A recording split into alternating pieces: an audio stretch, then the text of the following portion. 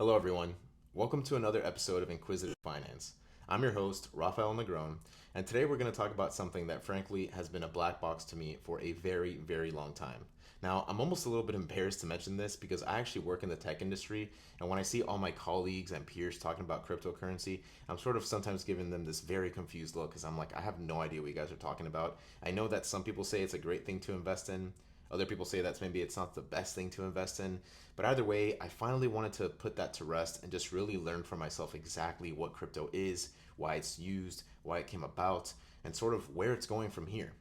So what I'm going to do is I'm going to make probably like a 4 or 5 series YouTube videos, let's say, of crypto and its evolution. So if that's something that you're interested in, if you're a beginner like me, or maybe a seasoned vet that already has all the answers, make sure to follow, leave a comment, let me know.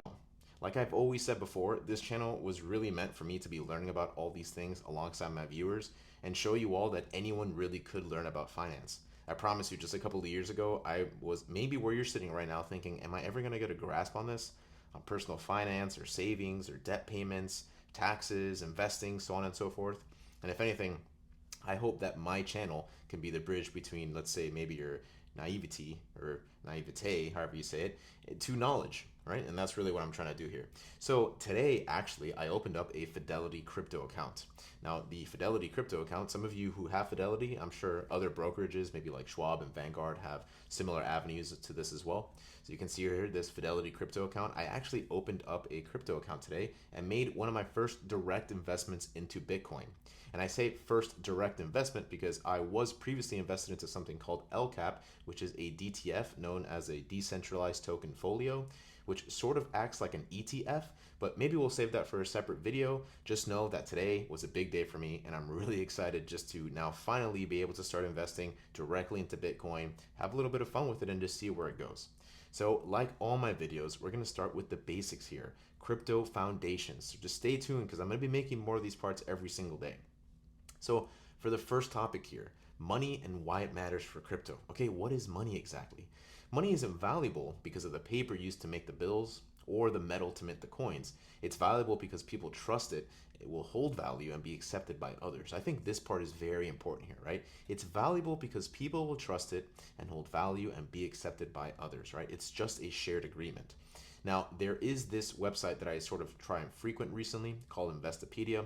I think it's great for overall news about investing, banking. You see all these really cool things up here. And it's frankly one of the best resources I use just to learn. And I think that's really step one. Just make sure you're kind of keeping tabs on some of these websites, learning for yourself, doing your own research to come up with your own opinions. And I wanted to read some just paragraphs here that I thought were interesting and hopefully might give us a better idea of this fiat money, as it were, right? So fiat money, a currency not backed by a physical commodity like gold, relies on government backing and supply-demand dynamics. Most modern currencies, such as the US dollar and euro, fall into this category. This article explores the concept, detailing its benefits and risks, and how it plays a critical role in today's global economy. So I think here we can just read the key takeaways and that'll mostly be it. So we can see here fiat money is a government issued currency not backed by a physical commodity like gold, deriving its value from supply, demand, and the stability of the issuing government, right? So a lot of key words there. Deriving its value from supply, demand, and the stability of the issuing government. I think especially with crypto, this is a very key phrase. The flexibility of fiat money allows central banks to control economic factors such as money supply, interest rates, and inflation, but it carries risks of inflation or hyperinflation if overprinted. Again, a couple of key phrases here that we'll learn more about as we go through my notes. We can see here, it allows central banks to control. Very key phrase there, right? It carries risks of inflation or hyperinflation if overprinted, something else that's very important to keep note of. Examples of fiat currencies include the US dollar, the euro, and British pound, with historical instances like Zimbabwe highlighting the danger of hyperinflation when mismanaged. The shift away from commodity-backed currencies provides governments greater ability to manage economic policy and adapt to global market trends. Again, something very interesting here. Currencies provides governments greater ability to manage economic policy. That's another key phrase. Again, as I start going through my notes, we'll see why these things are becoming more and more important, right? So going back to here, let's talk about now the three functions of money. One of them is as a store of value, so it holds worth over time, things like savings or investments accounts. This is particularly very relevant to all the videos that we've been talking about, right? Savings, all the different types of investments accounts that we have. Think about your Roth IRAs, your 401ks, your taxable brokerage accounts, your high yield savings accounts, all these things. These are stores of value, holds worth over time, one of the three functions of money. The second is a medium of exchange. It's used to buy goods or service, probably one of the most common functions that we're aware of, right? We use it to buy goods and services that can, let's say, elevate our life, help us get through our day to day, help us do the things that we want, give us the resources that we need to live the life that we want. It's a unit of account. It lets us measure things consistently. For example, $5 means the same to everyone. It's a very easy way for us to talk about something, right? If something is worth a certain amount and you want something or I want something, if I have that certain amount, we can exchange that money for these goods and services using that medium of exchange, right? And because we know it's this price, we don't really have to argue over that. It just is. It's a fact. So these are the three functions of money, right? To go over them again really quick. It's a store of value, the medium of exchange, and it's a unit of account. Now let's go into the problem. This is where it really starts to get interesting. Traditional money is controlled by central banks and governments. These are some of the things that I was highlighting earlier in this Investopedia account, right? If we look at things here, it allows central banks to control economic factors such as money supply, interest rates, and inflation. Control, control, control. It's a key word that we see often and often. Again, controlled by central banks and governments. So what can these central banks and governments do? Well, they can do things like print more money, causing inflation, things that we've seen in recent times. They can freeze accounts. They can restrict access. They can manipulate systems for political or economic reasons. So something I just learned about today is quantitative easing. The first thing that I want to do is look up exactly what that means, okay? Quantitative easing. So quantitative easing is a monetary policy tool where a central bank buys government bonds and other assets to inject money directly into the economy, aiming to lower long-term interest rates and stimulate spending and investment, right? So if we go back here, they used quantitative easing during the 2008 and COVID-19, let's say, disasters to stimulate the economy. And let's look up an example of like 2008. So you can see I was already looking it up a little bit earlier, but let's see exactly how this manifested. So in 2008, the Federal Reserve launched quantitative easing, QE, as an emergency response to the financial crisis, buying large amounts of government and mortgage-backed securities to lower long-term interest rates, stimulate the economy, and stabilize financial markets after traditional tools were exhausted. Right, so these are some of these, let's say, manipulation tactics that these central banks can use to stimulate the economy. Some might say it's a good thing or a bad thing, but at the end of the day, there's a lot of control there. These central banks have a lot of power to sort of manipulate the economy kind of to their will, right? And again, sometimes it's for the better, but the fact that they have that control might be a little bit of a red flag, and we'll learn about that more as we go. So I think we already covered this, purchase large quantities of government bonds and financial assets to open the market. And here's another example here. Trump attacking Jerome Powell for not lowering interest rates, dangerous attempt to politicize monetary policy. Now, my channel is in no means supposed to be a political channel. I'm not very interested in talking about politics, but I just thought that this was a good example when talking about the control that some of these banks have, or other entities, let's say, right? So if we read some of the headlines here, so it says, President Donald Trump said on Tuesday, this was written on August 19th, on Tuesday that Federal Reserve Chair Jerome Powell is hurting the housing industry very badly and repeated his call for a big cut to U.S. interest rates. We don't need to go through the entire article just to realize that something like this can politicize monetary policy, which, again, there's just a lot of outside factors controlling how monetary policy is dictated in the country, right? And a lot of different entities can control that. And again, kind of a red flag for some of us, right? We don't really know what's happening. We sort of don't have any control, and we just trust these entities to make the right decisions. Going back to if we go up here, right? Hold value and be accepted by others. That's kind of we relinquish control because we just trust these entities to make the right moves. And I realized it wasn't showing my screen, but I was meaning to say be accepted by others over here. So the system works, but it requires trust in these central powers. So money works because we all agree it does, but we also all depend on someone else managing it fairly. Okay, so now the next part, why crypto was invented, okay? After the 2008 global financial crisis, trust in banks collapsed. People realized that banks could take huge risks with other people's money. There's a phenomenal movie called The Big Short, and I have a little bullet pointer here that says, relaxing mortgage lending standards, issuing subprime mortgages to borrowers with poor credit. So let's look up what was the Big Short about. Just to read a summary. The Big Short is about a group of investors who predicted the 2008 housing market collapse and made billions by betting against it. The movie, based on a true story, explains how a handful of outsiders saw that the US housing market was a bubble built on faulty loans and complex, corrupt financial products that were destined to fail. The film follows these investors as they navigate Wall Street's dark underbelly to profit from the impending crisis. I think it's a phenomenal movie, and you absolutely should watch it if you have the chance to, because there's just a lot of things that we're talking about here that relate a lot to this movie. All right, so something that happened is, banks would take huge risks with other people's money, but governments could also bail them out, printing even more money. Methods like TARP and quantitative easing, like we saw earlier. So TARP allowed the U.S. Treasury to use funds to buy preferred stock in struggling banks, which provided them with needed capital infusion to stabilize their balance sheets. The famous Dachshund ear flaps. Okay, we heard it yesterday. We're going to hear it again, and maybe he might want to go out, but I'll give him a couple seconds here. So also purchasing of toxic mortgage-backed securities from banks to help cleanse balance sheets of risky assets. And here, it's like just like I said in the previous point, ordinary people had no control over it. Think about all these things happening, the way your money is being used and controlled, and just the stimulation of the economy, just like this, to affect and maybe assist in these let's say periods of times. But again, we had no control over this. We were just trusting that these entities would do the right thing. So all this so far is what set the stage for Bitcoin's invention. Okay, in 2008, someone or a group under the name Satoshi Nakamoto published a paper called Bitcoin, a peer-to-peer electronic cash system.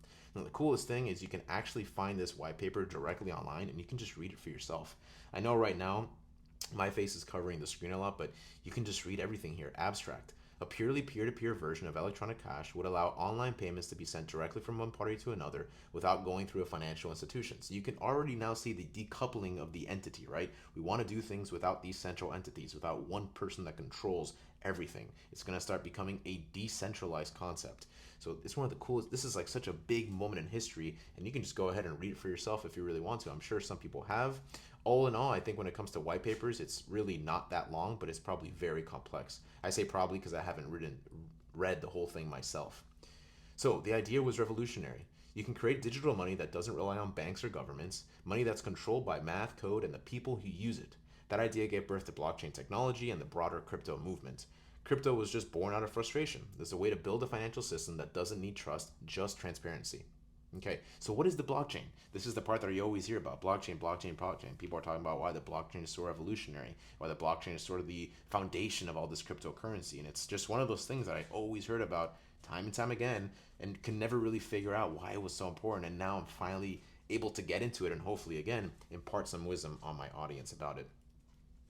So let's get Benji. His name is Benji. Let me get him back on the sofa and let me actually put him on the camera so y'all can see him. Hey, Benji.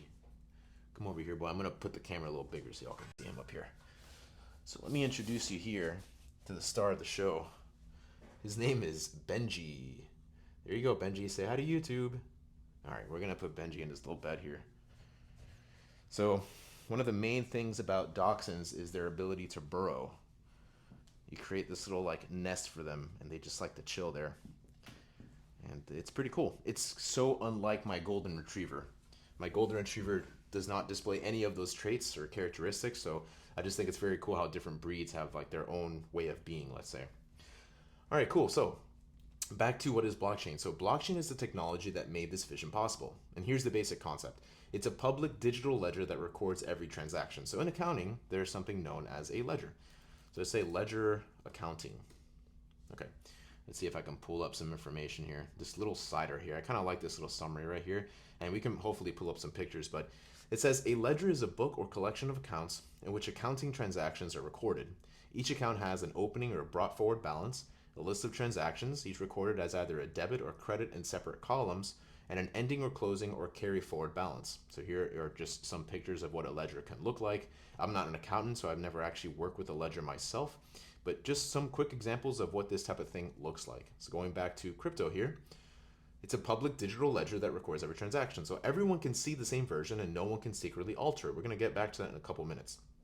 Transactions are grouped into blocks, and each new block connects to the previous one. It's a chain of blocks, literally a blockchain, right? So each block in the chain is a series of transactions, and all these transactions are grouped into blocks, and all these blocks are all connected together. Now, there's other things that we're going to learn about later that decides From what I know so far, I haven't dived too deep into it, but we're going to cover a little bit about why these blocks matter, what these groups of blocks actually do, how they're connected, how we can sort of validate or verify these blocks on the blockchain. We're going to get to that more later. So again, if you're interested in that, make sure to subscribe, follow me, do all that fun YouTube stuff, and let's keep going here. So why does it matter?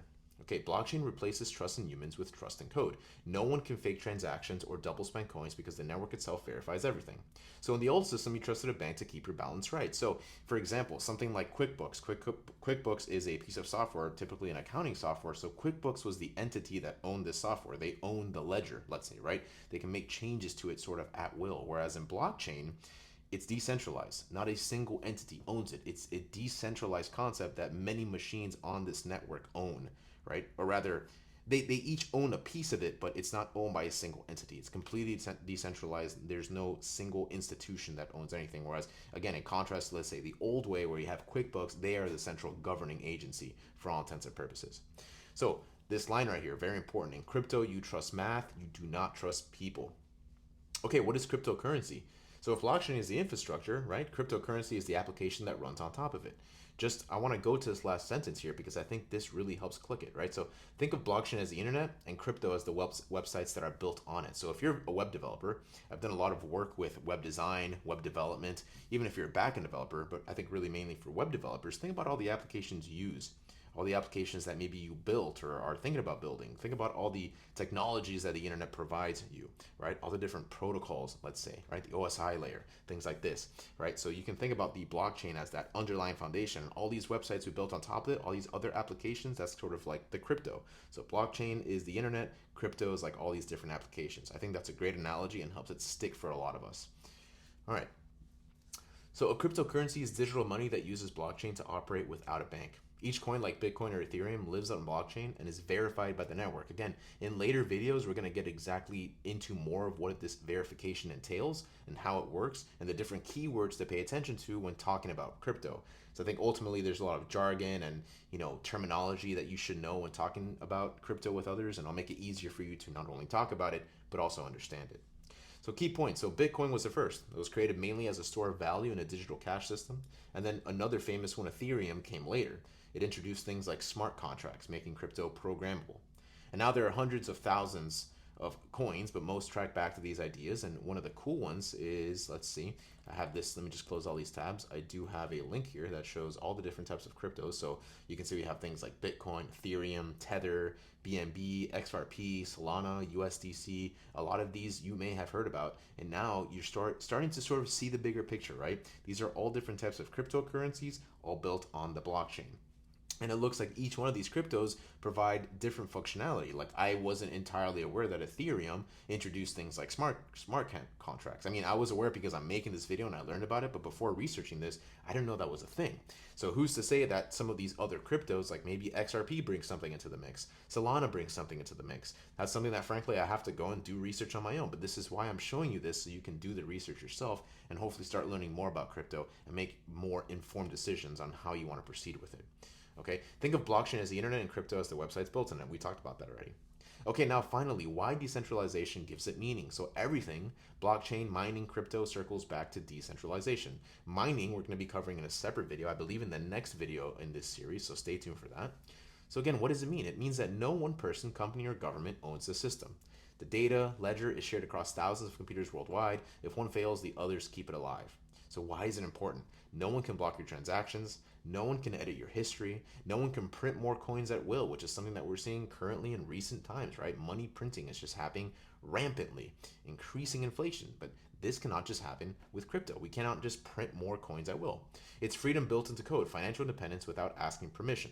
In a decentralized world, you don't ask for approval, you verify it for yourself. So I have learned a lot about crypto just in this first video, right? We went over several topics, money and why it matters for crypto. We went over why crypto was invented, right? So crypto was born out of frustration, right? A way to build a financial system that doesn't need trust, just transparency. We learned about the blockchain, how blockchain is sort of the foundation and crypto are the applications that are built on top of it. Hopefully that analogy helps click the idea for a lot of you out there. We'll learn about what is cryptocurrency, different types like Bitcoin and Ethereum. It seems like different cryptos bring different pieces of functionality into a mix. Like Ethereum brought smart contracts, maybe other cryptos bring similar functionality.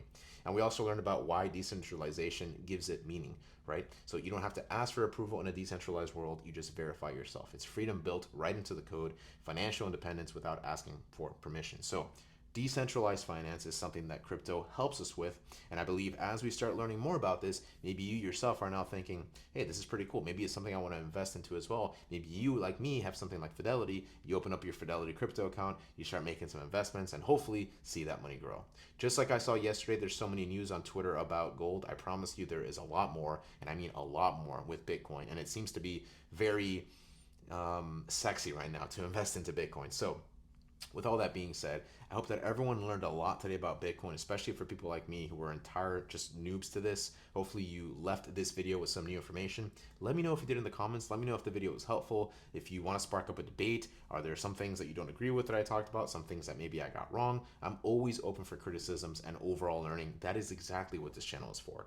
So with all that being said, I can't wait to do more videos in this series because it will also help me expand my own crypto knowledge and hopefully just have a lot of fun doing so. So with all that being said, I will see you all next time. Take it easy and have a great night. Later.